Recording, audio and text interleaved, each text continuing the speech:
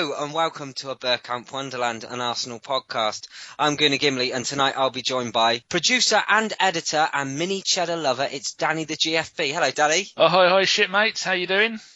Not too bad, are you still reeling from the last comment? Well, all I can say is I found a little blue chocolate covered tablet and I don't know what to do with it. That's right, ladies and gentlemen. I'll let your imaginations fill in the blanks. Oh, Jesus, don't. Next up, our slightly angry, pissed up Venezuelan John. Hello, John. Well, you fuckers called me late, didn't you? Yeah, but... Oh, we've had more withdrawals than FK's sex life. So, Danny, where does that stand us? Are we at your 30-1 shot? Because I put a 5 on 30-1 that 3 would pull out this week. Oh, fucking hell. Yeah. Well, what happened?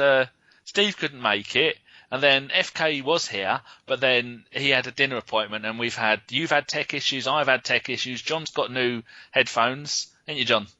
Yeah, absolutely. And they're nice and comfy on your ears. Yeah, I think I'm going to use these during the winter. Hey, and then I had my Skype MP3 recorder didn't work. I had to uninstall it, reset the PC, run C Cleaner. Oh, fuck, it's been a nightmare. But we're finally here.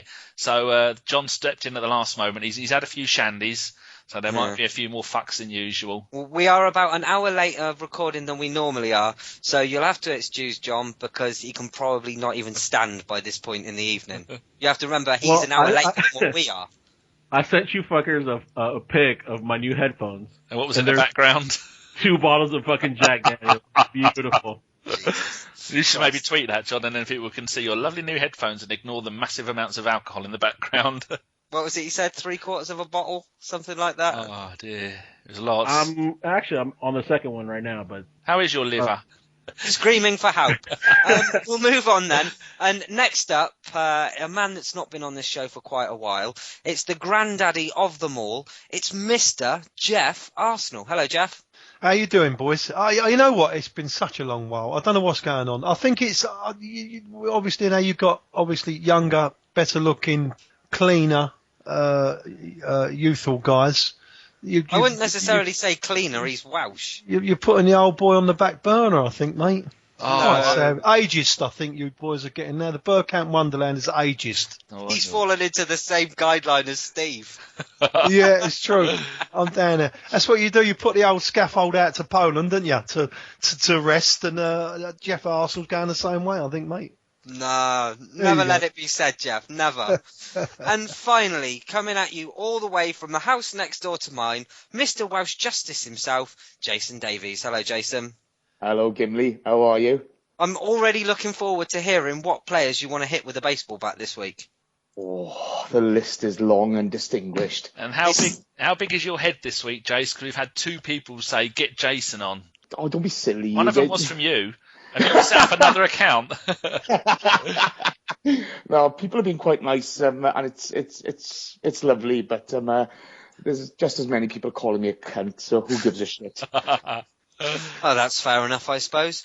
As always, we like to cover all the scores from Arsenal youth through to ladies. So, Danny, it's over to you. Right, I was just said on Twitter, on our podcast account, who wants a shout?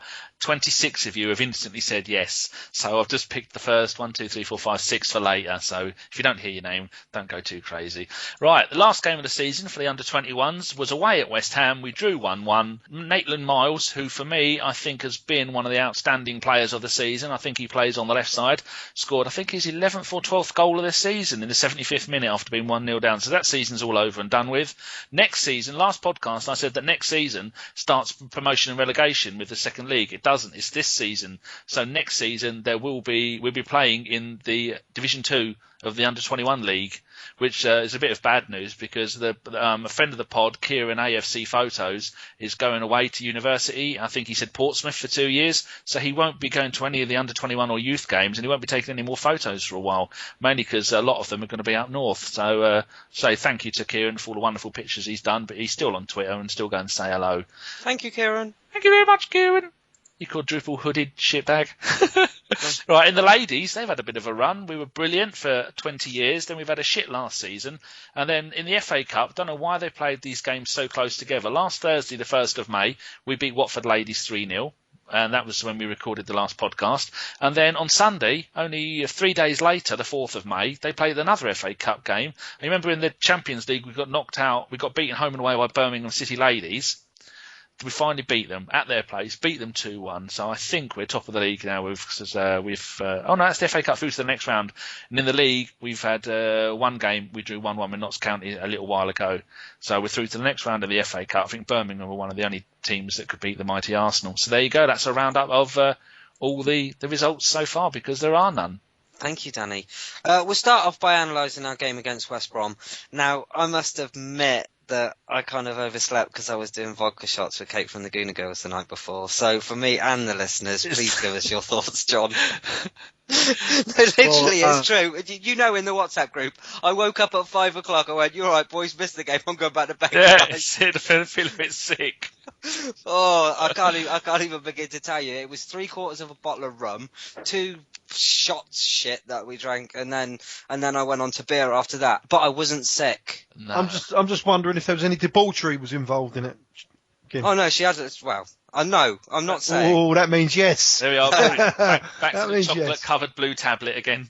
I could say the blue tablet was put into action, but unfortunately, you're supposed to put it in your mouth and not up your bum. You didn't take it yearly. I mean, annually. I mean, I can't remember how that goes. Anally. Hey! Is that the one? Either way. Anyway, we're supposed to be going over to John. Well, actually, for the Brom game, I met up with Geoff in a pub in Barcelona, and we were kind of going back and forth watching the match. I think it was a very comfortable win, even though it was only 1-0. It was, kind of like an old school 1-0, where we got the opening goal, and it was just kind of, were we going to get the second, or was it going to end up, a 1-0 result? I don't think we ever were in trouble. We kind of skated through the game.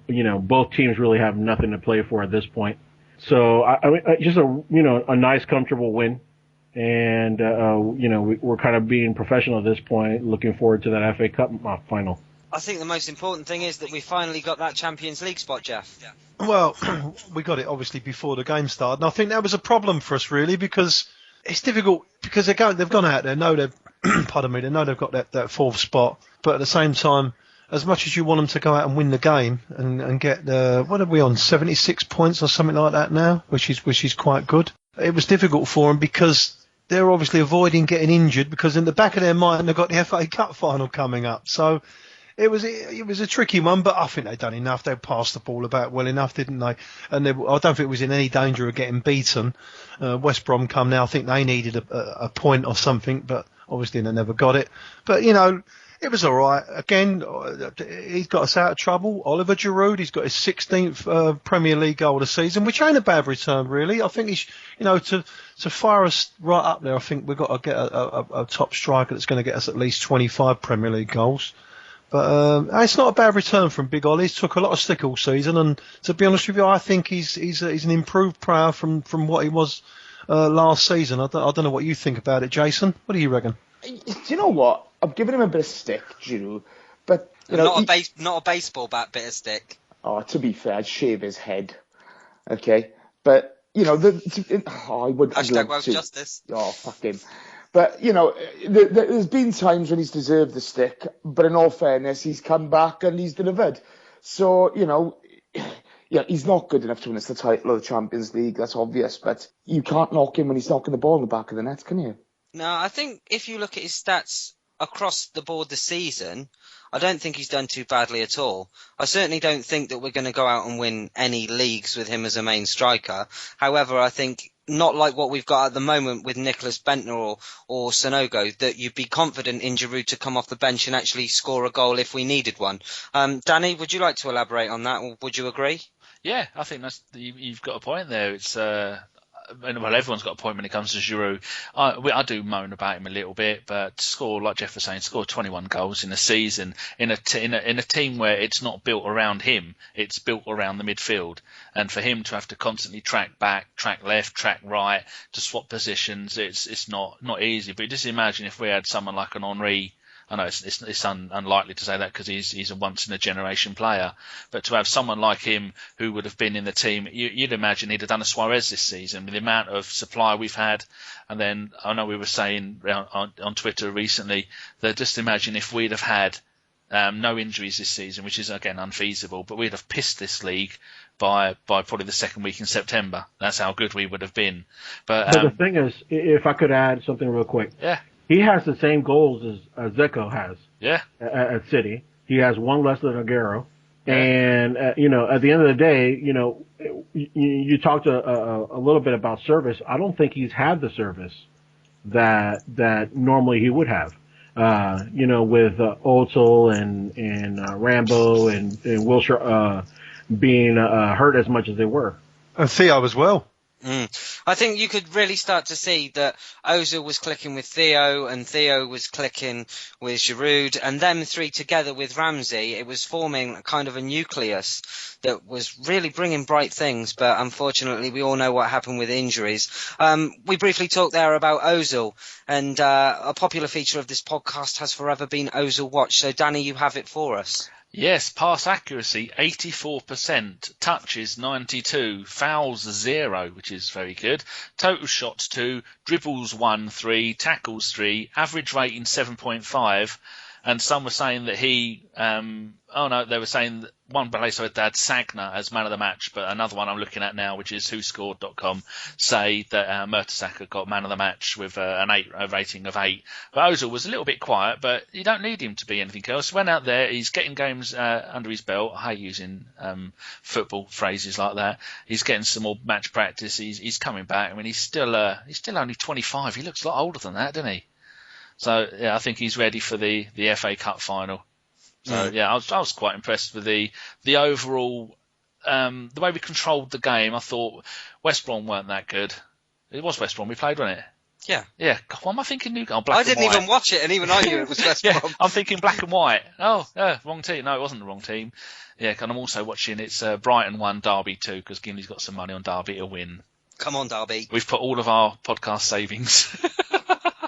Shame old Diaby never got on. I think it was a sub, wasn't he? Yeah, exactly. That's what I was hoping so much that he would have come on, because just looking at my own site where I keep a list of all the information. Oh yeah, Vermaelen come on for Monreal on the 80th minute, and I've got down 4 substitutions here. That's terrible. Oh, so yeah.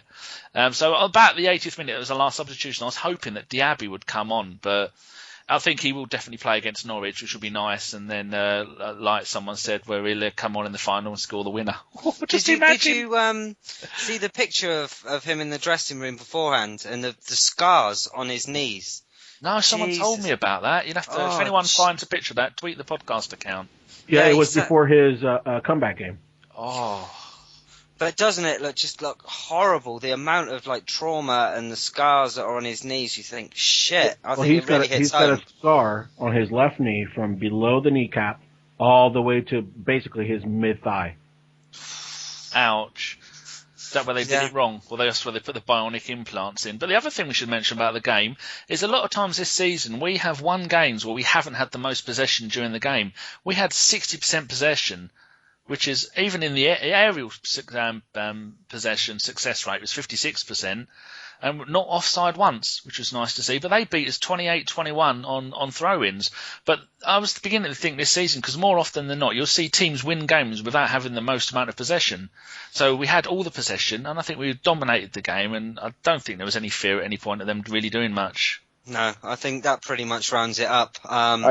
Sorry, boys, sorry to cut in, but you've got to give a shout out to Bergkamp for falling over the way he did. Did he get booked for that? No, he just fell over. He's running with the ball. He just slipped and fell over. That's right. I mean, he's had a horrible couple of weeks, poor lad. But I did take the mickey. Oh, I remember now, because I remember thinking he didn't do that at Peterborough. The mighty posh were there. He just fell over out of the blue, didn't he? He was running and he just fell over. Talking about my other teams that I like, well done to Portland Timbers. Finally got their first win of the season. I think they've had 13 games so far, and they've either won or drawn them all. So all you Portland Timber Gooners out there, holla! Very nicely said. we'll end this little bit then by saying how nice it was for the players to do a lap of honour with their kids and, wave to all the fans. And do we think that this is the end for Sagna, Geoff?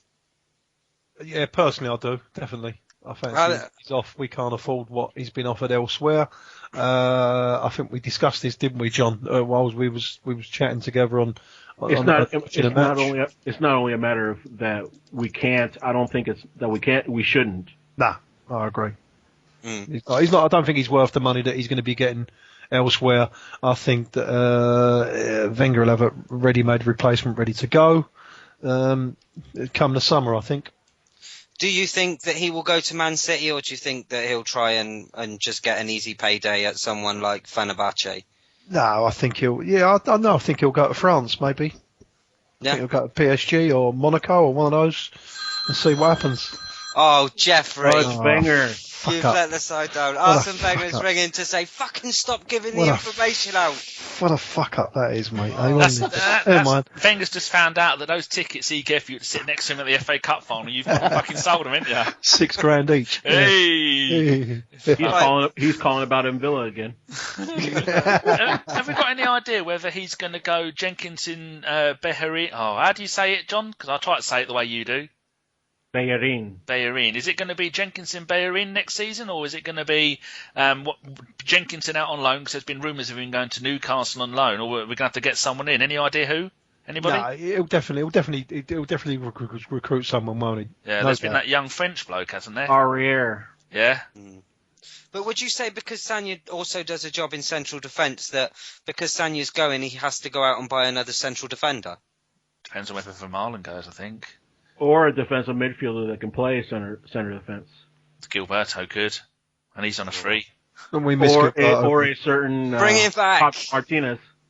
Right then, we'll move on. And I understand, Danny, you've got a bit about goalkeepers. Ah, yes, good job. I was just scratching my rear end as you said that, so now I'm gonna have to go and find it. A couple of weeks ago, Neil McKeown, and no relation to any of the McKeown who played for Arsenal, because we've had a Keown and a McKeown. I think we let go to Dundee back in the day. Anyway, he's been asking about goalkeepers, so I thought I'll go through the ones at the club at the moment. We've got Szczesny, 24, he's 17 caps for Poland, his contract expires in 2018. I think he's undoubtedly our number one. We've also got Fabianski, who's 29, 21 caps for Poland, and his contract expires this summer, and he's reportedly off to Schalke, and I think that's a done deal. Do you agree, Geoff? Yeah, I think he's gone, mate. It's a shame, really, because he's another one that's coming into his own now, isn't he? He looks like he could, be a fantastic backup goalkeeper, but I think he's better than that now. I think he's ready for first-team football. You can't begrudge him. He's waited on the sidelines for a long time, and I think it's injuries that's blighted his career at Arsenal, because he may well have... he was at one stage. He was in front of Szczesny, wasn't he? But, let him go and see how we get on. I think that's the best thing, isn't it? God bless him. Good luck to the man. We've got Viviano, who's 28, 6 caps for Italy. He was only on loan, and his loan expires this summer. John, would you keep him on? I just don't think you can. I think you have to look for a more experienced keeper, a little bit like, Chelsea do. Keep an experienced keeper as a backup, and have your number one be the younger one. There's not going to be any controversy. As far as Fabianski, the one thing that I will miss about him is that as far as penalties, it's very clear. So Szczesny has that thing where he goes to one side and goes to the other, allows the penalty taker, to read him a little bit. But I think that quirk, being taken out of his game, I think we're keeping the right keeper. Yeah, true. Danny, yes. I've got a Twitter question that links in so very, very well with this. Go on then. It's from Robbie Lynch, who on Twitter is at Robbie _ Lynch 16, and he says, with Courtois back at Chelsea in the summer and Czech battling for the number 1 spot, should Arsenal be looking at Mark Schwarzer to back up Szczesny? I don't know what everybody thinks of that. He's 102, isn't he? Yeah, I think we've got to go for it. He's about 37, 38. No, he's 40 now. He's 40. No, he's 40, 41. Yeah. Oh yeah, because he broke the record for the second oldest player to play in the Champions League, didn't he? Yeah, Did he really? I think the oldest person may well have been Maldini. the Mad German, our Mad German goalkeeper. Was it? Didn't he play in the Champions League? Or John Lukic? I'm sure there's something like that. So one of our players played in there when he was 40. Oliver Kahn, I think you'll find it might be. Was it? Oh no, I'm thinking goalkeepers. Maybe. You see, I can hear the buttons twitching. No, I'm just sending John a message because his microphone's still a little bit. John had no time to. When John speaks, he's a little bit hissy. That's because he had to come in at the last minute. Just asked him to click it and lower it a bit. But no, I don't think we. And if he wants to come in as a goalkeeping coach, then maybe. But I think he's sewn up at Chelsea. I think he'll be staying there. He's shown that he can do a job by letting in lots of goals and getting them knocked out of the Champions League. That's fair enough. Robbie, I hope that answers your question, and thank you very much for dropping me a line. And I think he's one who's in charge of the tissues for John Terry. Right, back onto the goalkeepers. We've got Damian Martinez, 21. He's got one cap for Argentina under 17. Spent most of this season alone at Sheffield Wednesday. He's played 14 games, let in 17 goals, and he's played 2 League Cup games. What do you think about him, Gim? I've heard some quite promising things about him. However, I think with a goalkeeper, it's even harder to get into the side because you only have one established goalkeeper and your other one is pushing him, who will very rarely get a game. And anyone with any kind of quality, I mean, you can't say Fabianski is star quality. However, how do you judge the quality of a second keeper? It's a very difficult one, isn't it? It certainly is. He's a good young player, and I think, just look at Vito Mannone, just been voted Sunderland Player of the Season. I think, Jace, do you think we let Mannone go too soon? No. He was nowhere near the first team, was he? It's better off us going to Germany or somewhere like that and picking up somebody cheap who's in his late 20s, early 30s with a bit of experience. Mannone, good luck to him at Sunderland. He's done well. But, at the end of the day, guys, we need a certain calibre of keeper. Mannone's proven himself at Sunderland. All the best. But, we've got to go out and get somebody we can rely on when Szczesny's injured. We've also got 4 other players at the club. I don't expect anyone to know any about these. We've got Dejan Iliev, 19, 1 cap for Macedonia under 21s. This season, 12 Arsenal under 21 games, let in 18 goals. Matt Macey, who we've only just bought, 15 games for the under 21s, let in 30 goals. Josh Vickers, who's 18, he's played 40 games on loan at Canvey Island, who I think the league below the conference. He's done quite well there. They've had quite a decent run, mid-table team. And finally, Ryan Huddart, who is 17, 4 England youth caps, so he seems to be quite a promising young goalkeeper. Does anybody know anything about any of those, or shall I move on to the goalkeepers we've been linked with? I don't know too much about them, John? to be honest. I don't, to be honest. No. Jace, Geoff? No, far away, mate. Okay. Right, Transfer Market, that's MARKT, if anyone wants to go there, .co.uk. There's loads of reports there. It's basically a load of IndyCarlers there, all making stuff up. But these are the players. But this is the players we've been linked with. I've just gone through the top 10 goalkeepers. Iker Casillas, 32 years old, Real Madrid. He's 33 years old in a week. Yeah, but they reckon an £11 million move. But tell us a bit, John. Why won't that happen? 674 games for Real, I think, or 675 by now. Why won't that happen? The first thing you want to do is triple that amount.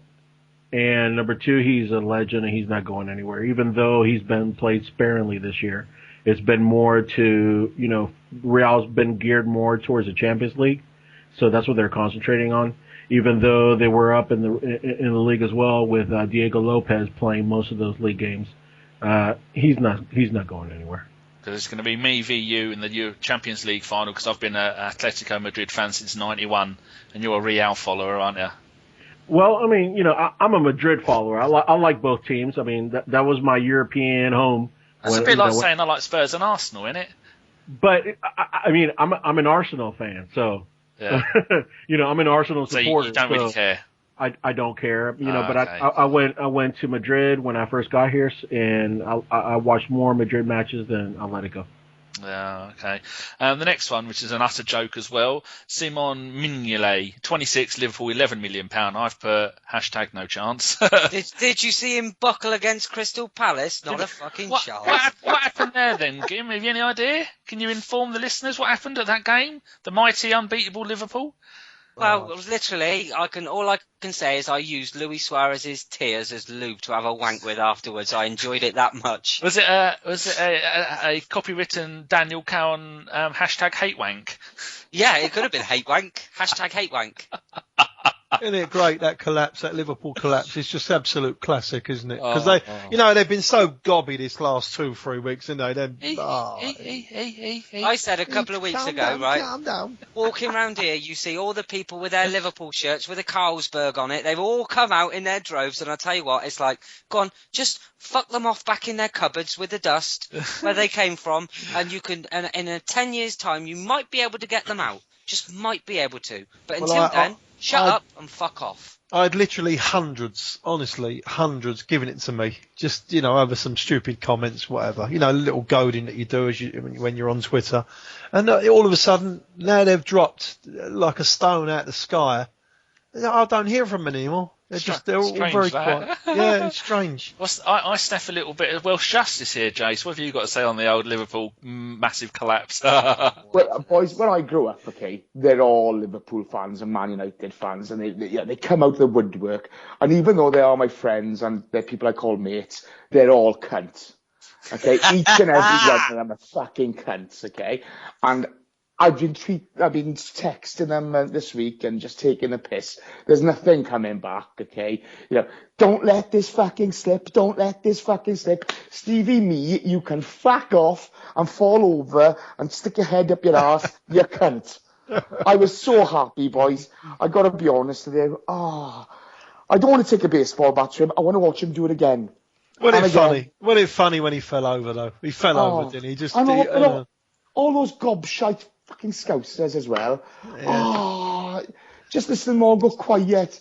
And the scenes in the crowd with that guy going, I don't believe it. Well, I do. Happy days. Take care. Ta-da. Cheerio. And it was a good week, really, because then we had Chelsea the few days afterwards, when they collapsed at home to Atleti. It was a fantastic week, wasn't it? But wasn't it superb to witness such a decline in 90 minutes, to see them go, yeah, we can fucking win the league, we can do this, and then at the end of it, you see Luis Suarez in tears. If you could put pictures to that game, wouldn't it just be such a fabulous montage? It was 1-1 at Newcastle times 10. Oh, yes.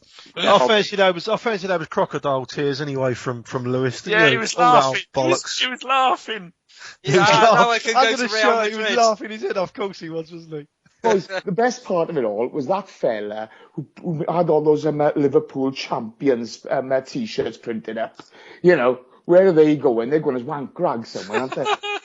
Then one scene before the game, they put showing Suarez walking around feeling a bit sick, and I said, maybe he's eating some undercooked right back. Do you know there was an advert in the local paper from some security firm that had got the contract for the open bus tour around Liverpool. So they was looking for grafters for the security and all that.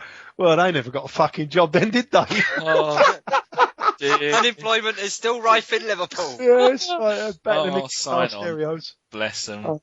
Anyway, next goalkeeper on the list is one John may be aware of, Vicente Guaitia. Fucking hell, I've butchered that. 27-year-old Valencia, £4 million. Only played 12 games for Valencia this season, 2 years left on his contract. I think you mentioned him a while ago, didn't you, John? Yeah, he just let in the last-minute goal versus Sevilla. On the Europa League. Yeah, so he's not having a good week. He's a good, a keeper, but they were talking some stupid money last year, 20 million, 25 million. So I find it very hard to believe that, we're going to pay that type of money for a goalkeeper when we have a number one and we have so many other areas to reinforce. Oh, another one in Portugal, Raul Patricio, who is 26, plays for Sporting Lisbon, £13 million. And it says there, reports say we offered 8.4 million for him, but they wanted 12.6 million. and he's got 4 years left on his contract. Sporting Lisbon haven't had the greatest of seasons. I think it's been all Benfica over there at the moment. Anyone heard of him? Nah. Yeah, I've heard of him. It's all right, decent. It's okay, but it's very difficult to get a goalkeeper because Szczesny's still very, very young, isn't he? You know what I mean? And he is your first choice goalkeeper, and I think he deserves it as well because he's only going to get better. So it's going to be difficult to get a youngish goalkeeper like 28, 29 who's in his prime position and to understudy to Szczesny because he doesn't get injured that much either, does he, the boy? No, and he's never not plays. He's never really out of form. It's been the greatest season of his life there. Yeah, he's been one of the Premiership's best goalkeepers this season, I believe, anyway. But in all fairness, lads, end of last season, he lost his place to Fabianski, and I was surprised he got it back at the beginning of the season because Fabianski did nothing wrong at the end of last season. He kept us in that the fourth place race, and obviously Wenger sees something in Szczesny that he's overcome something and won his place back. But we're going to have to attract somebody of some quality without breaking the bank, can't we? Have you boys had the discussion yet whether or not he should be appearing in the FA Cup final? Or yeah, we had a little thing last week. What do you reckon? I said Szczesny should definitely play. No question about it. Because next season, you don't want him to be the only player who hasn't got a medal. Hold up, boys. If Wenger's told Fabianski you're going to play all the FA Cup games, he's got to stick by his word. No, he wouldn't have told him that, though. He wouldn't have told him every single game. He would have told him that you're playing the FA Cup. But he wouldn't have mentioned the final, would he? I mean, he's got a habit of changing goalkeepers on the fight. He's done it with Seaman before, didn't he?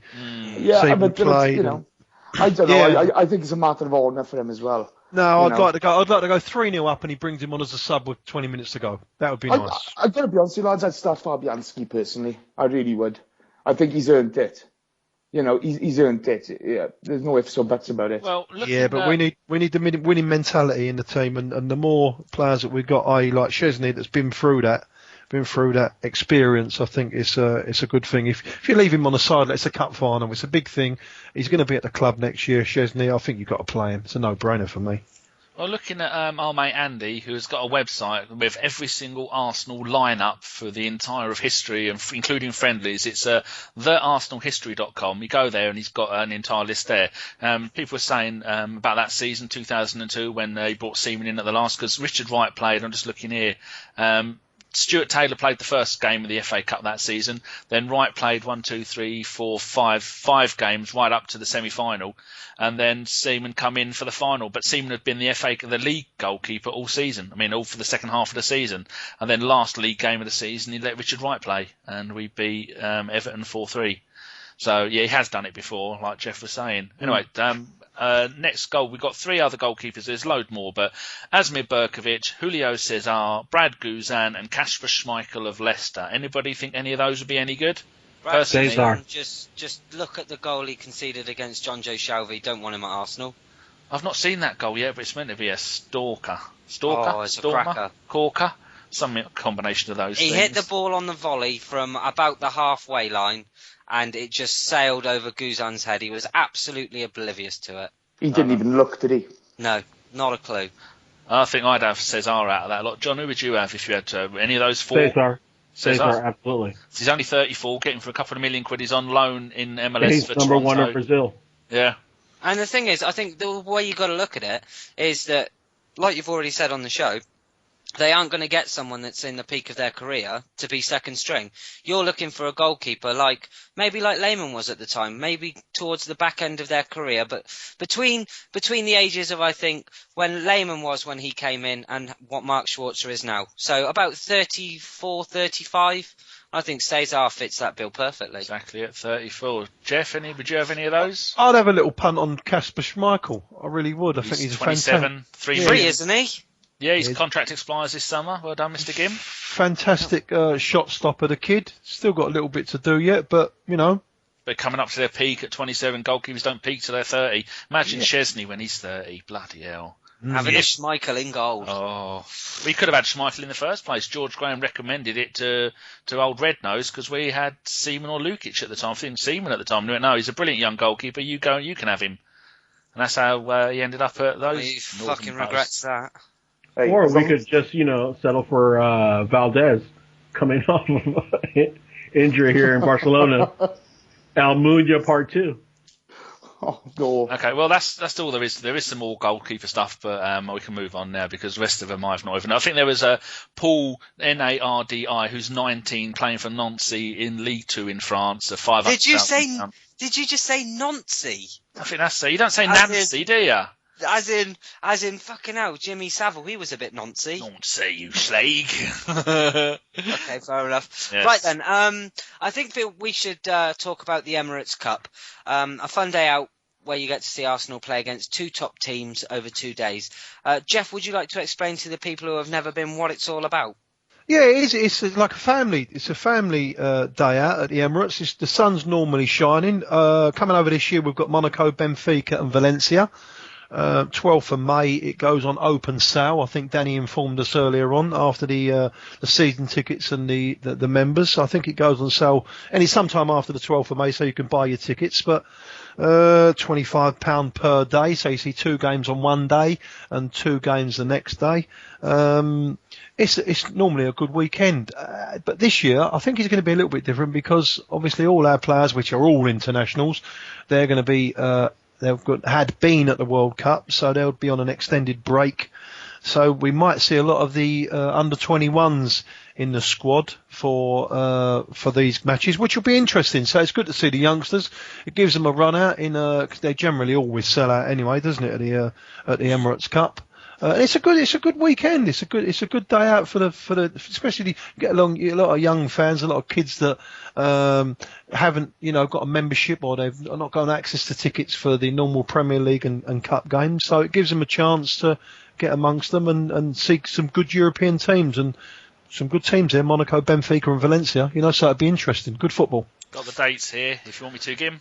Yeah, no, far away. The silver members and junior gunner members can apply for tickets on the 14th of May. Red members, if there's any left, on the 20th of May. General sale on the 23rd of May. And platinum gold members, you can buy it now. I think they went on sale maybe the 6th, but it's already saying on sale, so you can go and buy it. But I think there's going to be, I'm definitely going to hopefully both days. I think Gimli, you're going? Yeah, I'm going to be going. And the Geoff Meister's going. Yep.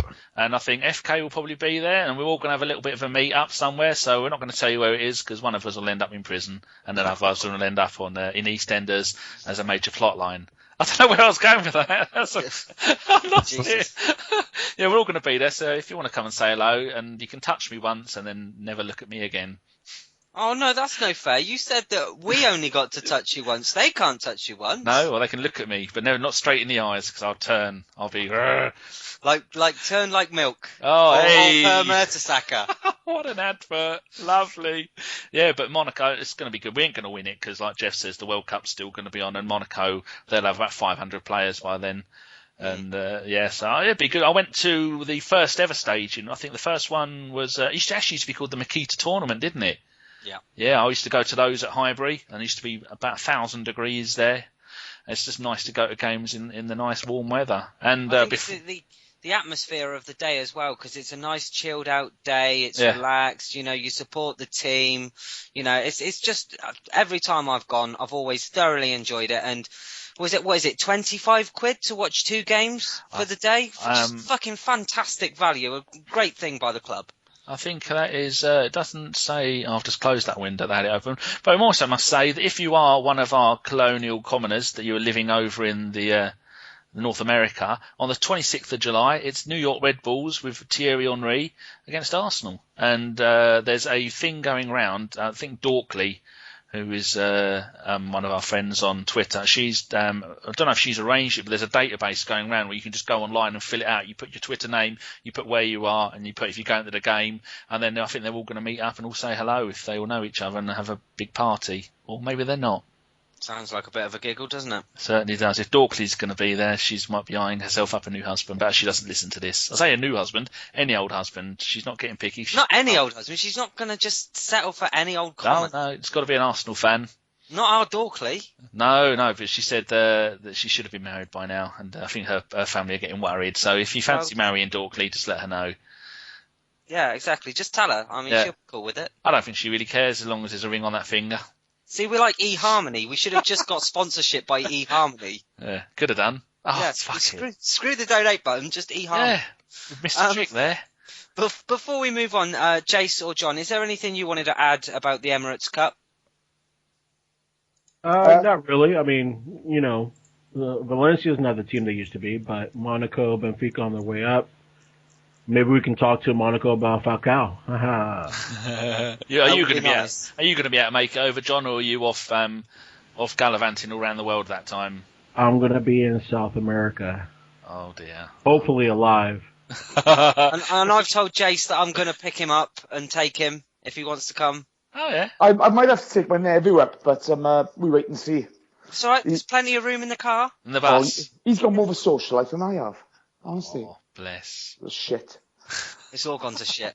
Right, as all of you will know, we play Norwich this Sunday. And with our big day out at Wembley looming, I want to know who would you guys play in the final league game? Would you opt for kids and give them a run out or stick with the first team? So, Danny, I'm going to go straight to you for this one. You would say that just as I'm trying to read up how much those tickets are. But in about 10 minutes, I should tell you how much the tickets are. I would play an entire youth team. I would have Viviano in goal, just so we get our money's worth. And then I would probably play right back, Bellerin, and Jenkinson. I play him at right wing just because he's got the speed of a galloping yak.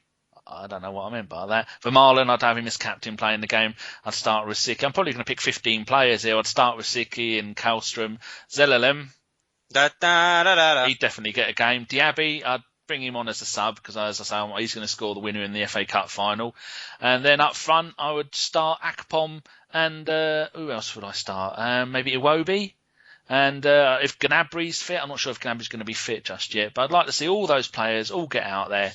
And then, or maybe even play Podolski up front on his own and he'll score 10 goals. There were a few rumours that Wilshere might well be back for that one. Can you elaborate on that, Geoff? No, I don't think he will be. I haven't asked, but he might be just back into training again now. But is it worth taking a chance on someone that, you only play him if we really, really need him? I'm sure he'll be on the bench. Well, it's got him down on the ArsenalReport.com as saying Jack Wilshere any day now. Yeah. Oxlade any day, Gnabry any day, Walcott and Miyachi are out for the rest of time. Rest of the season. Jack answered some questions on Twitter today and said that he was available for the match. He is. But we've got to be careful with that match because if Norwich beat us 17-0 and West Brom win 8-0, win 1-0, then they're saved and it could all be over. So I'm going to put a $5 on that. Are you, Gim? I have a good friend of mine who did the music for the last show, who's an Ipswich fan, and he's personally told me that if Norwich do any kind of a scalp or stay up, that he will hang me from his washing line by my bollocks. So good luck finding them. Yeah, let's hope for an Arsenal win. They're like Kinder Egg toys, like the little things in a Kinder Egg. Oh, they're not painted blue. Nope. Same colour as well. Someone did actually. Oh, here we go. Emirates Cup Day 1 and 2. Adult tickets. This covers for both days, so you'll see 4 games. Centre upper 35. Centre upper. They go from 35 quid down to the cheapest, which is 25 quid for goal lower. And concessions, which means probably people like me, old people like Steve, and the Mad. Geoff. And Geoff would be sat next to Wenger, wouldn't he? Wenger, you want to sort that out, my boy? You want a cup of tea? It's $4,000, Gov. I'm the water catcher, and he kicks the water. Yeah, so the cheapest concession tickets is like goal lower, £12, corner lower is £12. But yeah, so there's plenty of plays. The average ticket's going to be about 29 quid for 2 days, 4 games. That's definitely worth it. If the club are listening, feel free to send all your complimentary tickets to a podcast that like you. Exactly. Which we isn't love us. You. It's not us. How dare you? No, we don't like them. We're not in their pocket. We're not going to become corporate podcast. No, you speak for yourself. Sorry. Fuck them. I love it. This segment brought to you by Paddy Power. Yeah. Oh, no. You're just ruining everything that I've written for the rest of the show. Jason, can we get your thoughts on what kind of team that you'd field for this last game? I'd go as normal. I've got to be honest here. I don't like wrapping people in cotton wool. Leave them play as normal. Because if we go into the cup final undercooked, you never know. It could be a surprise. So whoever he feels should be playing, should play. But I wouldn't change too much. No. I really wouldn't. You raise a very good point there, Jason. Would you agree with that, John? I personally don't. Yeah, I mean, we have, Ramsey has had a quote unquote injury scare where he didn't play this past week. I know it's precautionary, but you know how it is with us these last few years. Precautionary tends to turn into, 8 weeks, down without a match. So I wrap them all up in wool, follow that up with wrapping them up in bubble wrap, and they wouldn't see a minute in our last match, to be honest. No. And finally, Geoff, how would you go for this one? I think he's going to mix it up a little bit. I think he'll have maybe one or two regular first-team players on the pitch. Be interesting to see who plays in goal, won't it? You know what I mean? If he plays Fabianski in goal, then it's nailed on that he's going to play Chesney in the cup final. So that'll be interesting to see what he does. But Jenkinson, I think you've got to play the youngsters as well. Give them a run out, but at the same time you've got to respect the competition. And Norwich do they need a point or something like that, or whatever? No. Norwich need to win and score 17 goals to stay up. Oh well, then they're fucked, then, aren't they? Really? The voice of Geoff. Yeah, they're fucked. So, but I think Wenger will respect the competition and put a few decent players out. But I think whatever team he puts out will have enough to beat them, and I'd expect us to get the 3 points, hopefully. Fantastic. With that in mind, then, we're going to do some predictions.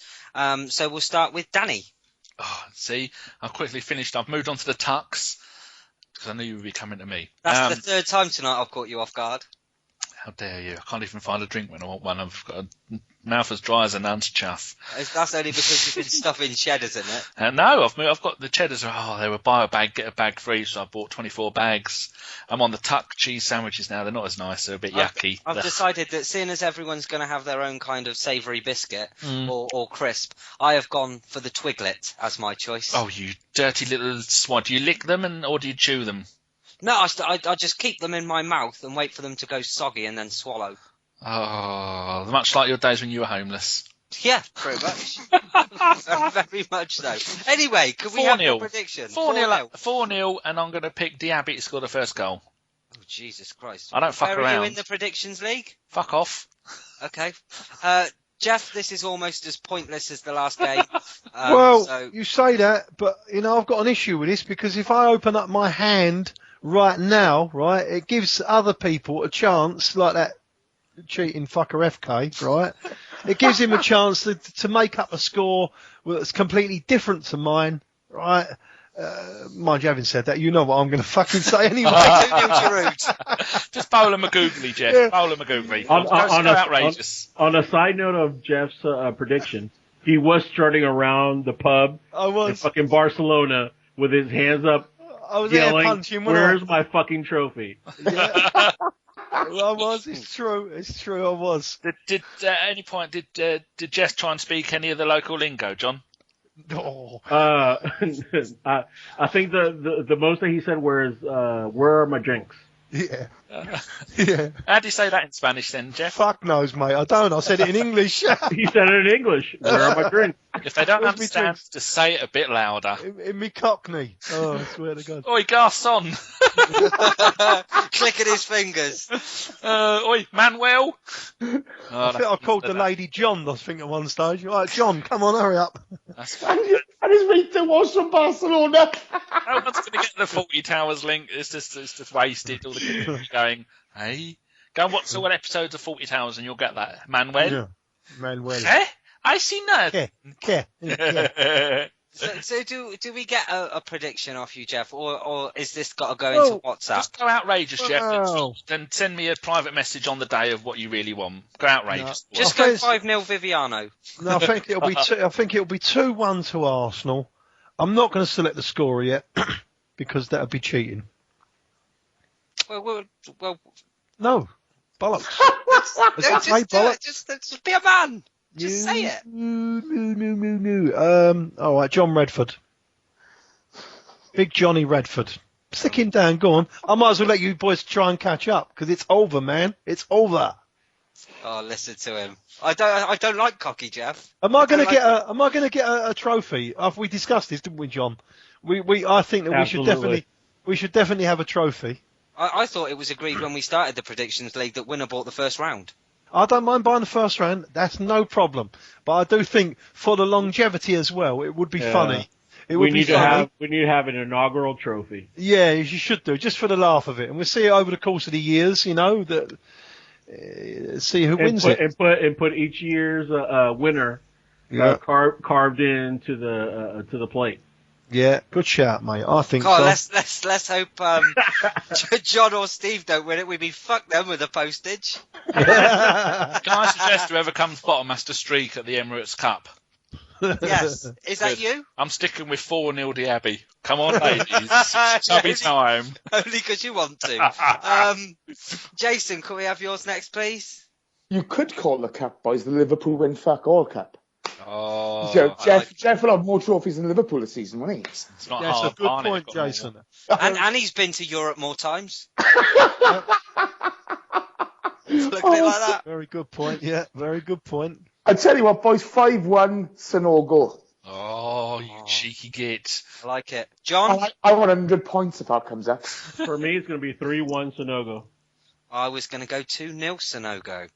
Very interesting. And about that little bit of breaking podcast news about the Predictions League for next season, had we decided on what we suggested about maybe letting the fans have their own team? Yeah, I think so. What do you think, John and Geoff? Yeah, go for it. Yeah? And Geoff, what do you... How are you going to work that out? What do you mean? Well, every week we get one of the listeners to predict. So we'll have a guest team, which one of the guests who is on the show will pick, score, and then every week we'll pick one of the listeners to pick a prediction, and plus, so next season it'll be the usual 7, and then we've got Raj, Jason, and Chris. They'll all have their own teams, and then we'll have a guest team and a listeners team. You know something though, Geoff? You know why he's doing it, didn't you? It's just another person that he could try and finish above, but he won't. I've been relegated. I'm in a league of my own. I'm Division 2 champions next year. Do you know, this is absolutely shot to shit that you're the fact that you're the stat man and you've come dead last. I mean... What's even worse is I do it all and I could fix it if I wanted to. No one would notice. I'm still 2 points clear at the bottom. It is terrible. But I've got a glory next season as there's only one team can go down and there's no teams in Division 2. I'm champions. I'm celebrating now. I'm hiring a bus. I'm getting security. He's going all Liverpool on your arse. You can do the lap of appreciation before the Emirate. I could just see you Will spinning round on that in the wheelchair in the penalty area. Naked with all the ladies screaming for me to touch me, covering me in their soiled underpants. Oh no, that's Gimli again. Jesus Christ. We'll move on. The next part of our show will see us debate over FFP and talk about fines that are in place to be handed out to some of the biggest clubs in world football. Will Arsenal have to be careful how much they spend this summer, or are they even in trouble at all? Hopefully we will answer all the questions in our next segment. So, which one of you wants to answer my first question, which is, what is FFP? Financial fair play. Yeah, not many people want to answer that, do they? It's bollocks, is what it is. It's just UEFA trying to clamp down on it all. No, it's what they're trying to do is they want the clubs to spend within their means. They can only spend what they make and what they get generating from the club through commercial revenue and everything else.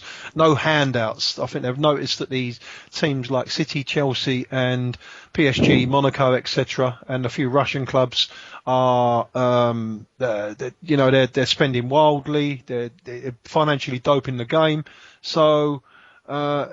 They want to cut all this out and make it a level-ish playing field, and to do that, they've put in some restrictions, and you are not allowed to lose 45 million £45 John, something like that, over 3 years, and if you do, if you look at Manchester City right now as we stand, they're worth £863 million.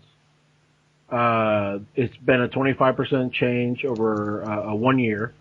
They have revenues in £411 million, but they've lost, or they have an operating income of negative 18 million. They haven't lost, but they have an operating income of negative 18 million pounds. But the whole charge is that the revenues are tainted with that, Etihad connection. Yeah. Wasn't it something like that they were in shitloads of debt and basically all this FFP stuff was starting to come in and they sold the rights to their training ground shirt, something like that, to try and recoup some money? Am I right in saying that? Well, I mean, the Etihad, they got a deal for the naming rights to their stadium, and then they had a shirt sponsor, which is the same owner. But it's like the cousin or the uncle of the owner of the team. So they can write a blank check just to offset the losses. And I mean, at that point, I mean, what's the point of the rule if you have these loopholes that can, circumvent? But, on the other hand, I had a Chelsea supporter tweet me the other day about how, we haven't lost anything in the past 3 years. But that's because Abramovich has put money into the club and has basically restructured their debt so that the banks have paid off the debt and then incurred new debt. So, all it does is, delay the results by a year. Another thing that I wanted to say, which was, a main talking point to a lot of people talking about Benzema and all these moves about how they have to sell Benzema to buy Suarez. Let me give you a little bit of fucking reality. Real Madrid is worth 3.4 billion pounds. It's a 4% change from last year. They have 675 million pounds in revenue, or euros in revenue, excuse me. And they have an operating income of 172 million euros. So this nonsense of they have to sell X player to get Y player, they had to sell Ozil to buy Bale. They make 188 million euros in TV money alone. So let's stop this nonsense right now about, what Real Madrid, Barcelona, these teams have to sell to buy. They don't. Their revenue is doing nothing but going up every year, and their debt is doing nothing but going down every year. So, the sooner we start realizing that, we'll stop trying to go after these targets of these teams that make no economic sense for them to sell. But am I right in saying, John, that they can buy a player like, and I remember with David Beckham, Cristiano Ronaldo, and even to some extent Gareth Bale, that they could probably recoup the money that they paid on that player in shirt sale alone because they're such a global force in football? Absolutely. Because the majority of the time when they sign a player of that stature, a great percentage of those deals that are structured are image rights deals. So they not only sell the shirt, but they get a percentage of the image rights because, the vast amount of companies that Real Madrid or Barcelona are associated with will take that player on as the face of that brand. So, and Real Madrid get a cut of that. Barcelona get a cut of that. So I think it's foolish for people to sit there and say, because of FFP, Real Madrid have to sell to buy. No, they sold because Ozil didn't want to be there anymore. He felt the need. He didn't feel the need to prove himself anymore. He thought he had done it enough. So he didn't feel like sharing his time. He wanted to leave. They sold him. End of story. They sold him because he wanted to go, and they were willing to let him go. It wasn't a need-must scenario. So very much the sale of Gareth Bale from Tottenham, or the scum, to Real Madrid is very much as the sale as Ozil. The player didn't want to be there anymore, wanted to move. The club admitted that they had to sell the player. X deal was struck, a club was found and the player moved on. Absolutely. At the end of the day, it was either going to be Di Maria or Ozil that left. Di Maria was willing to fight for his place and was willing to take a secondary seat as far as appearances and minutes. Ozil wasn't willing to do that. So Ozil moved on. End of story. It wasn't a need-must scenario. And hopefully, because I know this winds you up, doesn't it, John, with all the people on Twitter telling you that, Real Madrid are in such a bad financial situation and that they have to sell to buy and yada yada. They're idiots. They don't understand economics. They don't understand FFP. They don't understand basic debt to revenue ratios.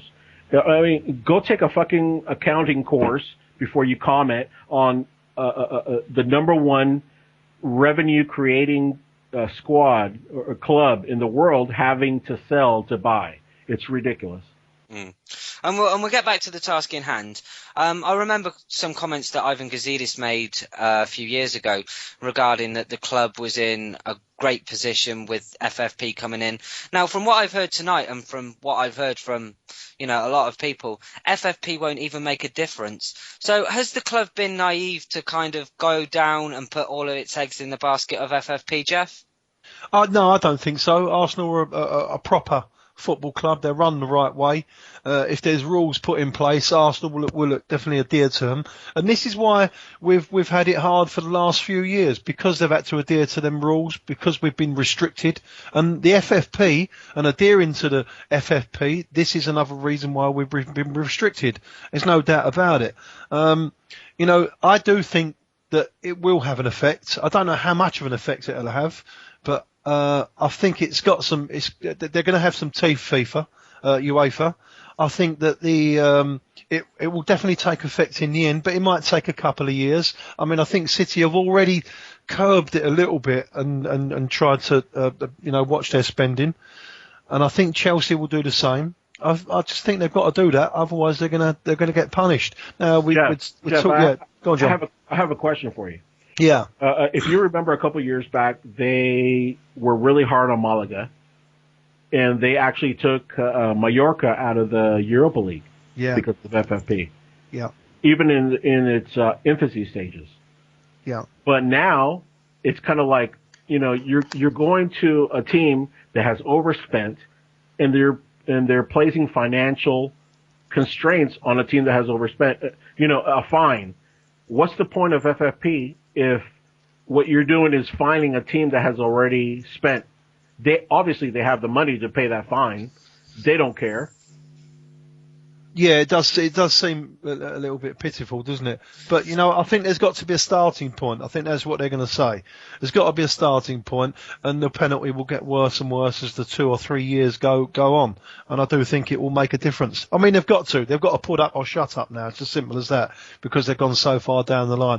And all this business about, like what you said about the brother-in-law or something, or the owner of Etihad or, whatever, putting his money in, they're going to investigate all that. I don't think this is as clear cut, and I do honestly believe they're so far in it now that they've got to continue with it, and I think they've got to have a right bash at it. And when that does occur, Arsenal will then become a super club, and we'll be able to compete again on a level playing field rather than what we've had over the last 5 or 6 years. So I think it's all positive for Arsenal, and I think they've done no one gets more frustrated than me, trust me, But I do believe what they've done is the right thing to adhere to what the rules are. They're trying to play fair, and I think that's the right thing to do. And hopefully, wouldn't it be great for football if we come through it and we did win the league next year? That'd be fantastic. So let's just wait and see. But I think we've got a right chance, and I think the FFP is what we've been waiting for. Mm. And Jason, before we move on to our next topic, did you have anything to close this? Yeah, I think, sooner or later it has to come into effect, because the money being thrown around, it's getting ludicrous. You look at Paris Saint-Germain, the Qatari bank, all the revenue is coming from their sponsorship. They're not actually getting anything extra out of the fans in the way that the Arsenal have and other clubs. Sooner or later it has to come to an end, and it may take a few years to sort out. But as much as there's already been reports of Man City making an appeal against any fine they're going to be given, well, sooner or later clubs who are adhering to the rules are going to appeal those appeals. It's got to come to a head soon at one point, and it doesn't matter how much a sugar daddy wants to chuck at a club. It's just becoming a case of whose wife's prettier with them. They just want it for their own image. It's no good for the clubs. They have to be able to survive on their own. Otherwise, what happens if these guys on a whim pull out? Man City aren't going to survive, are they? So sooner or later, it has to come to an end. But at least there's something in place at the moment, and let's hope, that UEFA can be strong in this and really, really bring some teeth to these rules. And that's it. I read that they are going to put in. Sorry about him, boys. I read that they are going to put in the restriction of maybe Man City and PSG having only 21 players. But I also read over the past few years that the team that's won it has only really used 21 or 22 players in their squad. So, effectively it's pointless, the punishments that they're... I mean, one of the questions that I had in this segment, I know we must move on because time is against us, is, I mean, what's to stop these mega rich clubs just buying their way out of trouble? I think FFP is kind of blurry at the moment, and I don't think everybody knows what they're going to know until maybe another year down the line. Hopefully they can implement it and try and make football a more even a playing field for everybody else. But until that time, I think, we just got to grit our teeth and carry on. Right then. Well, go on, Sir John. Just 30 seconds. The problem with that is until UEFA implement the rule as was the original intent, anything as far as breaking the rules, it'll continue to happen. But then you also have to look at a situation where, like Real Madrid president Perez said, the big clubs are willing to get together and create a league on their own. So UEFA's kind of walking on eggshells thinking, how can I, limit this for the big clubs? At the same time, don't piss them off enough so that they'll break off and create their own league. I guess it's very thin ice they think they're walking on. It's certainly interesting. I mean, if Real Madrid, Barcelona, PSG, Monaco, all those teams decide to break off, their fans are going with them, which means that the revenue is going with them. So I think they're walking on eggshells now after coming out with this FFP proposition a couple of years ago. Right then, we'll move on. I have a public service announcement. Are you all sitting comfortably? Well, I've got piles, but I'm leaning to one side, so they're okay. I don't know. I don't want to know about your grapes. No, I mean piles of love for the podcast. Oh, lovely. Right. I think I saved that. Just about. As many of you know, we put a donate button on the site this past week. This isn't us putting a gun to your head telling you to donate, because it's really there for those who only want to. Since we started, we've had over 1 million web hits to date, and costs have been forever going up. Over the last few months, about 20 of you said that if we put something on the site, they'd happily chuck us a few quid. We figured this to be better, rather than ruining the site with pop-ups or wanky betting ads in podcasts like others that can't be named. Hilton! Sorry. So far, we've raised nearly 350 quid, and the response has been truly amazing. So a big thank you to all that have donated and listen on a regular basis. Danny, I don't know if you've got anything else you wanted to add to that? Yeah, I just want to say a big thanks to everybody. But the reason why it's so expensive is, in the first place, the reason why we started our own podcast is because we did a fantastic podcast with Raphael Honigstein, Pedro from the Grove, I think Geoff was there, and a couple of others. And my PC didn't work. It didn't record. And then when the last podcast we were with, they couldn't be bothered to invest money into it. So we said, we'll invest money into it. So the first thing we did was spend 180 quid on a laptop. And then we paid Darren to build the website and then had it hosted. And then we had all the Skype credit and a couple of sets of headphones and other bits. So that lot cost us 395 quid. But then this year, people have been saying, can we use SoundCloud? We said, well, we haven't got any money to run SoundCloud because we're running at a big loss. Anyway, we always thought all of us would cover all the costs for the podcast. We never thought of asking for money, and we've always refused to have, like you say, wanking betting adverts. And then so someone said, well, if you do SoundCloud, how much is it going to cost? I said, it's about £85 for a year. And someone said, well, I'll give you a £5. Someone else said, I'll give you a £10 a couple of months ago. And then John's mate Yvonne from Texas on Monday night said, any chance I can donate to the podcast? I said, well, we don't have a donate system. She went, well, if you do, I'll give you some money. And she said, I'll give you $20. And I said, well, we don't. And then someone later that night, we had another 5 people say, if you should put a donate button up, and then if people want to use it, people use it. So I thought, well, okay, then I'll go and put it up and expected maybe to get 50 or 60 quid. And so far, it's a few of us on the podcast have put money in, and if it doesn't reach to cover the entire amount, the rest of us on the podcast will pay for it. But it just means that now we're definitely going to be using SoundCloud. So per year, it's costing us about 150, 160 a year to have some work done to the website, which other people have offered to do for free, and someone helped us with the URL last night, which was really good, and Darren said if we need anything doing, he'll help us out. And so we'll have, for the new season, we'll have SoundCloud Pro, which is really good, as well as all the other ways of listening. And on the website, most other podcasts, I doubt very much if they'll go and say, this is how much we spent, this is how much we need to spend, and this is how much we've had in donations and stuff. But we're, unlike all other podcasts, we're completely open. So if you go to bergkampwonderland.co.uk/contact, and then you'll see every single breakdown of how much people have sent us and what we're going to spend it on. And then once we get to, if we get anywhere near the amount of money that we spent on it so far, we'll close the donations so we don't need any more. And any that is left over, we're going to have bumper stickers printed, and then we're going to run a bit of an ingenious competition that we've all come up with that we think is really, really fun. Going to be maybe a little bit cheeky, but that's what we do. So then we'll be... We'll pay for all the bumper stickers, and all the people have to do is send us £1, and then we'll send you out 2 bumper stickers for free, just so you cover the postage. And then there'll be a competition, and there'll be a prize in that competition. So yeah, thanks to everyone who's given us money. And for no point are we keeping any of this money for ourselves, or moving upline with the from Tesco's crack to decent crack. We're never going to start doing that because we can't afford it. And with them bumper stickers, we want everyone to put them on police cars. Shite Art Lane. Yeah, Shite Art Lane. All the stadiums around the globe. All the stadiums around the globe, and take a photograph and we'd send it on Twitter. Yeah, it's also worth noting that us as the podcast are also investing in this. Yeah. So we're putting in our time and our money as well.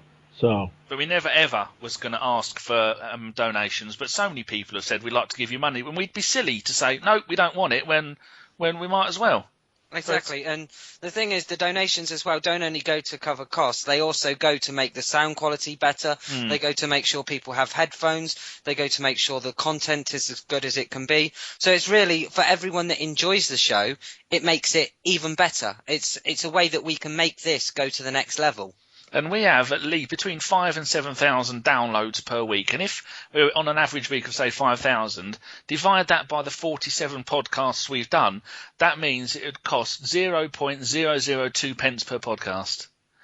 So even if some people have given us £1, and that's more than enough, and a couple of people has given us 20, 25 quid. So yeah. I'm just amazed at how much money people are giving us. It is absolutely mental. But we will say one more time, if you haven't donated and you would like to, you can find the link on the website under the Contact the Show section on the toolbar. And again, thank you so much to all who have helped and donated and just the kind comments. I mean, we didn't set out to piss anyone off. We just want to try and make this show as good as it can be for all of you people that listen to it loyally every week. And if you don't have any money, please don't go giving us your last couple of pounds, because we really don't need it that much. So unless you're loaded, don't give us any money. Yes. This segment brought to you by Jack Daniels. And Cheddars. That's a bit self-serving, sorry. Yeah. John himself is sponsored by Jack Daniels. Fuck everybody else. His DNA is 33% Jack Daniels. It is. We don't want She-Wall weeding out the middle to pay for his vibrator batteries. Oh, bless him. Bless him. Mind you, having said that, he should be able to put it all in, mate. The money he's raking in at the moment, I swear to God. And also all his merchandise, he's doing well. Another thing we do, like a friend of ours has just wrote an Arsenal book. We'll be advertising that on the site for absolutely free forever. So we put an advert on the site for that. And then we've got Mark and Andy, they do Arsenal books. We'll be advertising links to those on the site, and again, for absolutely nothing. And if people are selling stuff, we always retweet it. We don't ever want to cut. If you're an Arsenal fan and you've got something decent to sell and you're doing it properly, not anybody going, I've found an old shirt under my bed, give us a hand. No. If it's a business like Piebury Corner, we always retweet all of their stuff. We're in this to help everybody. And as soon as...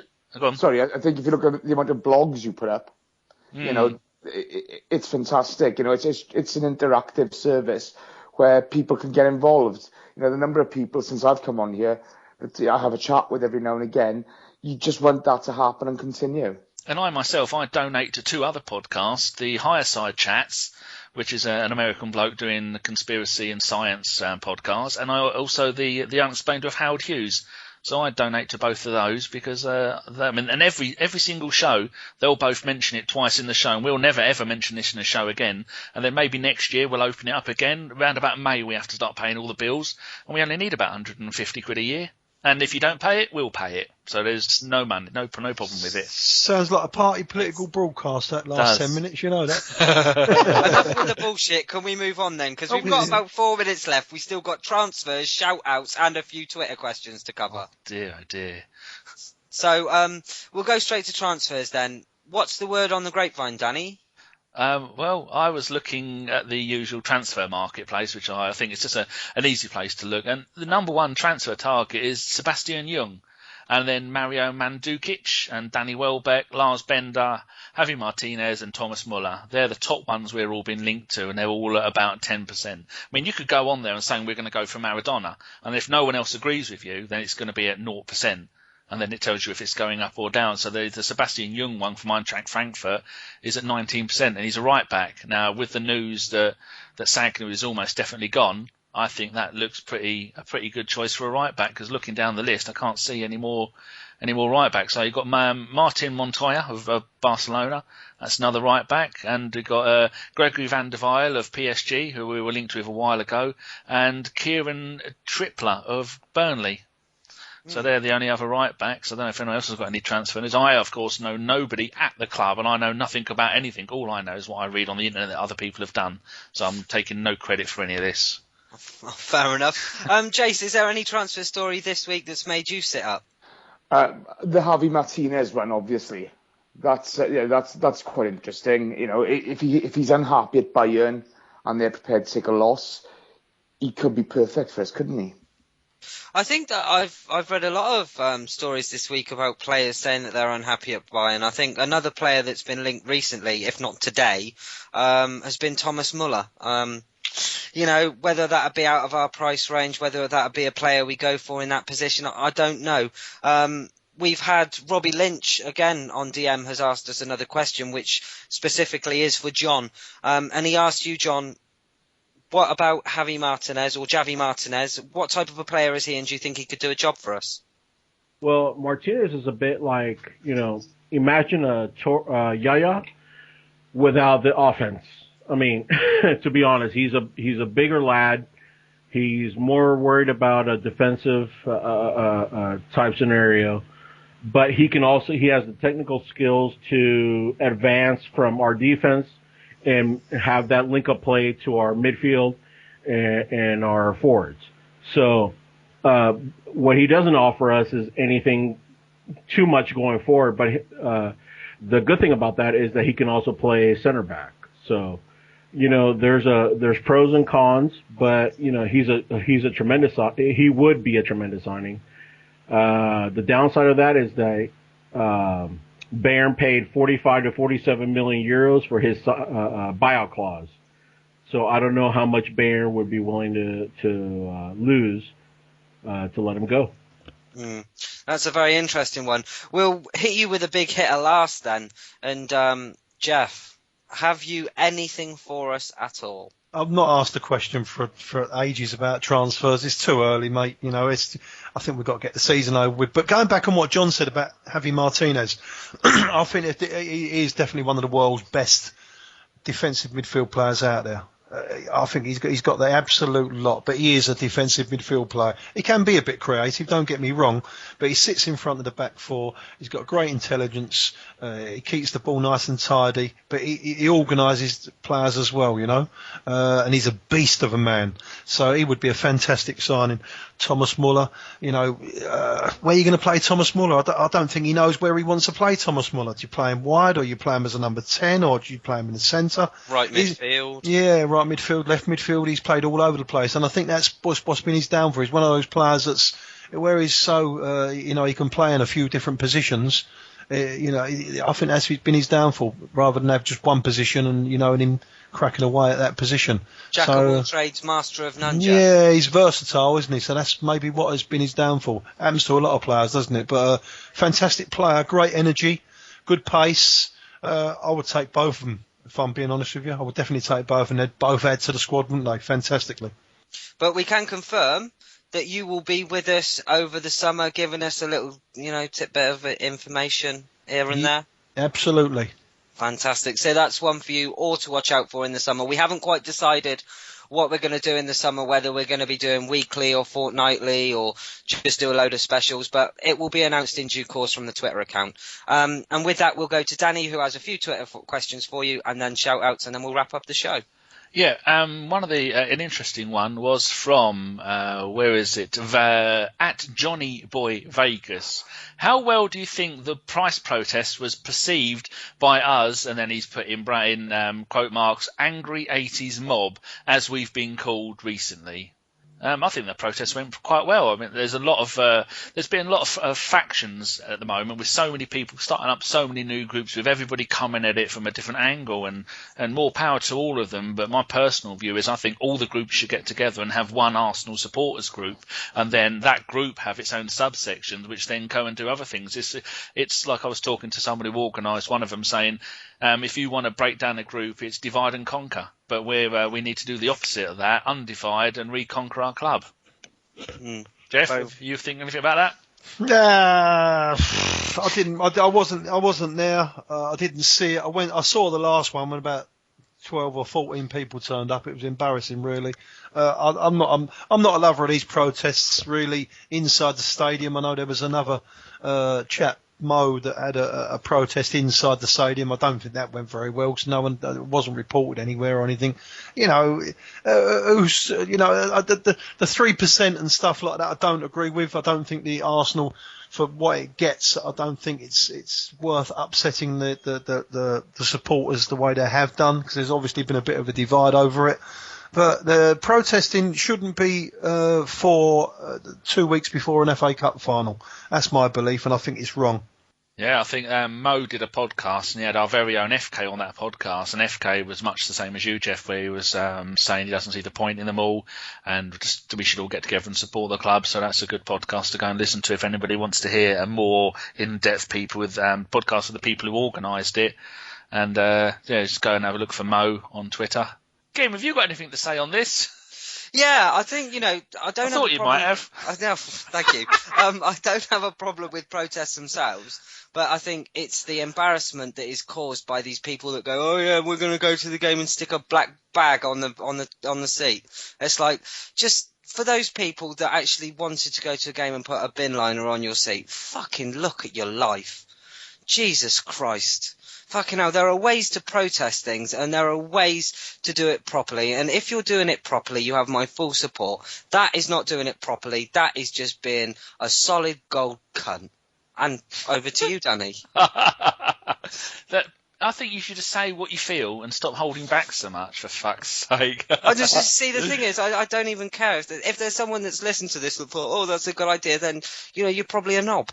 Right. Michael Russell, who is at Arsenal_Michael, says, would you sacrifice a world-class striker and get someone like Remy so that we could get someone like Martinez? I think when he saw that, I thought it was the Martinez in Portugal, but it's not. It's Javi Martinez, isn't it? So I think he's saying, what is more important, a striker like Remy or a midfielder like Martinez? I personally think probably Remy. Or did he mean Jackson Martinez? That's what else I was thinking of. But I think you wouldn't have to sacrifice Remy to get Jackson Martinez, would you? Because you'd probably get him for about 10 million. Whereas Javi Martinez is going to cost us about 30 million. Which is, I think Remy's going to cost a fortune, so I think that's the one he means. So I'd pick Remy because we need some. He reminds me very much of Henry. He wears number 14 in honour of Henry, and I went on YouTube, looked at all of his best goals for Newcastle, and he has got the thing that Giroud misses out with the most: the ability to be blindfolded and your first touch put it in the back of the net. Every single time he was getting the ball, he was shooting left foot, right foot, and he was on target in his first shot, which is what we need up front. And there's no pending criminal cases to worry about. He's definitely not a little bit rapey, Gim. No, so I think you should apologise to the poor bloke. No, well, when he was under suspicion, yes, guilty until proven innocent. Yes. And you know how that feels, don't you? You cheddar stealing shit. But no, I am a big admirer of him as a football player. I think he's fantastic. I think had it not been for his injuries that he had at Marseille, he might already be in the Arsenal team, right now. He was that good. I know Arsene Wenger had a look at him. Just go ahead and put a fence around again. Yeah. It's over and done with. Yes, exactly. Put your Gimliism. What was your Gimliism about fences? We'll put the sheep in the pen or something like that. Not you fuck don't them. touch the sheep again. I'll touch your sheep if I want to. Lay off, sonny boy. That was your Jace's first ever thing, wasn't it? And Gimli, stop worrying the sheep. and then everyone fell in love with our Jace. Oh, they fell in love with him from the first words. So Geoff, what do you reckon? Will we spend the bulk of our money on Remy or Javi Martinez? I don't think we'll spend the money on Remy. You know what? He's had ample chances to get Remy in the past. Maybe he doesn't really fancy him for whatever reason. I think we'll go big this year for a striker. I think we'll go big. I think he'll try and give big money. Because if we'd had a proper striker this year, it'd have definitely nicked us the 5 or 6 points that we'd have needed, and we'd have been right up there. So that's one regret that we couldn't find anybody. So I think he's kept the powder dry. He'll go again this season. I think we're aiming a little bit bigger than Remy. But if push comes to shove and we can't find anybody at once, I think he'd be suitable. He'd be all right. Cavani, Geoff. He offers pace, doesn't he? He definitely offers pace. But like you say, I think that maybe Cavani or Falcao, there might be a bit of movement. Too much big league for us. But you say that I don't know. That Wenger doesn't really fancy Remy, and now we all know that Wenger isn't going to get it from Remy anyway, whether he wants it or not, because it's not like Remy, as it's all been dropped and unproven. Oh, Jesus. Behave, Danny. I think the fact is, okay, boys, it's fairly obvious what we need from this season, isn't it? We need a quality striker, we need a good DM, and we've got the funds there to go out and buy them. And I do think the way Wenger's been talking, it's obvious to him what we need. Anyone else got anything to say on this before I move on? No. Okay. Quick one from our favourite person called Sadia Benguna, who is at the Goonerette. Play with the season and why? Go to John on that one. I think you have to choose the most consistent Mertesacker. Cause was out a little bit. I think if Ramsey would have stayed healthy, he would have won it, hands down. But, Mertesacker is the rock that, had that defense together when they were all healthy and kind of, reins in either a Vermaelen or a Koscielny to perform at the levels that they're performing. Well, there you go. Anyone else want to have a thing on that? Yeah. I think Koscielny's a walkover, mate. I really do. I think he's been different class this year, Koscielny, and maybe the best centre half in Europe at the moment. Easy, Tiger. I've got to be honest with you, boys. I think Mertesacker and Koscielny have been brilliant, but for impact and exciting the fans and missing him when he's not there, I know because he's Welsh, I'm going to sound biased, and I am, but Ramsey, we miss him so much. And the way he's turned the fans around from where he was last season, I think it's him all day long. That's who get my vote, Ramsey. That's who's giving me the most amount of joy. And me. I think when you look at... Sorry, Jace. When you look at a player like that, you've got to think how much improved they are from last year as well.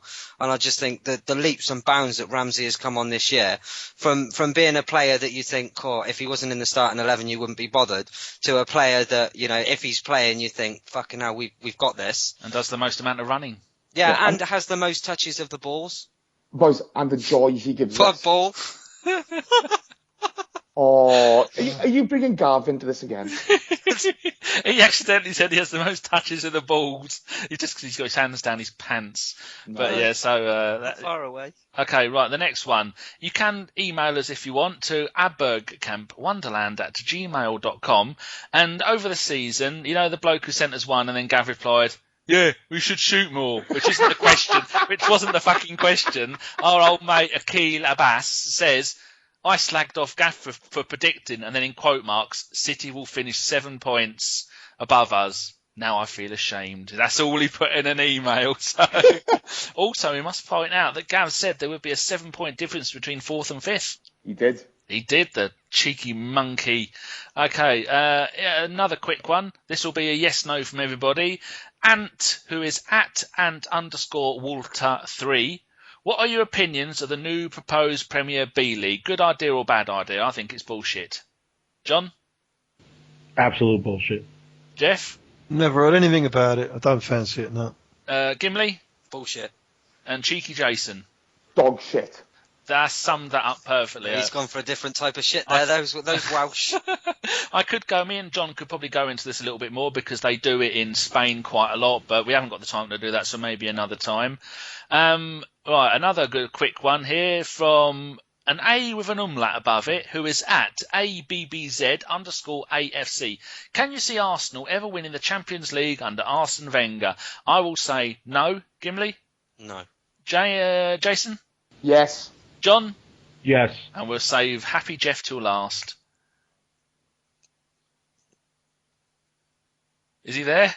Yeah. Oh, he's having a pleasure wank over that question. A mute button stuck on, man. Oh, that's okay. I'm feeling around. I couldn't feel nothing. He's chatting with FK on the other line. I'm filling around for me mute button. What was the question again, Dan? Do you think we can ever win the Champions League under Wenger? Yes, absolutely nailed on. That's why I saved you till last. I can't even believe you had to ask him the question. Yeah, stupid question. Friend of the podcast, Aaron Farrell, who is at ARRAN_AFCSTL. He says, how long do you think it will take for Sanogo to find out where the back of the net is? I say half a season on loan next season, and then he'll come back and maybe score one. Geoff? Apparently he can't even score in training, so I'll say no more. Jason? Oh, I couldn't give a fuck about him.